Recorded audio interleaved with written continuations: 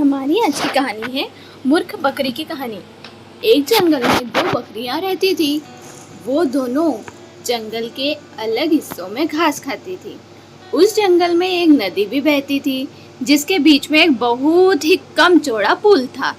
इस पुल से एक समय में केवल एक ही जानवर गुजर सकता था। इन दोनों बकरियों के साथ भी एक दिन कुछ ऐसा ही हुआ। एक दिन घास चरते चरते दोनों बकरियां नदी तक आ पहुंची।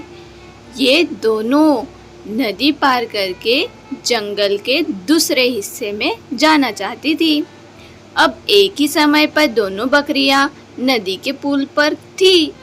पुल की चौड़ाई कम होने के कारण इस पुल से केवल एक ही बकरी एक बार में गुजर सकती थी, लेकिन दोनों में से कोई भी पीछे हटने को तैयार नहीं था।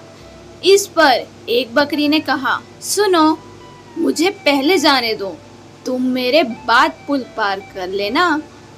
वहीं दूसरी बकरी ने जवाब दिया, नहीं, पहले मुझे पुल पार करने दो, उसके बाद तुम पुल पार कर लेना।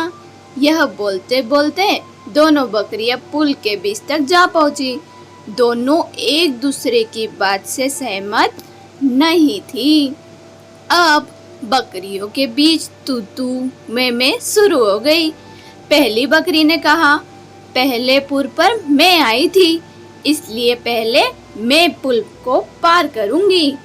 तब दूसरी बकरी ने भी तुरंत जवाब दिया, नहीं, पहले मैं पुल पर आई थी, इसलिए पहले मैं पुल पार करूंगी।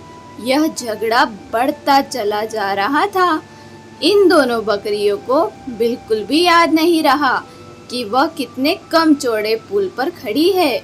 दोनों बकरियां लड़ते लड़ते अचानक से नदी में गिर गई। नदी बहुत गहरी थी और उसका बहाव भी तेज था, जिस कारण दोनों बकरियां उस नदी में बहकर मर गई। मूर्ख बकरी की कहानी से हमें यह सीख मिलती है कि झगड़े से कभी किसी समस्या का हल नहीं निकलता, उल्टा इससे सभी का नुकसान होता है। इसलिए ऐसी अवस्था में शांत दिमाग से काम लेना चाहिए। So please think positive and do good, and like, subscribe and share my channel.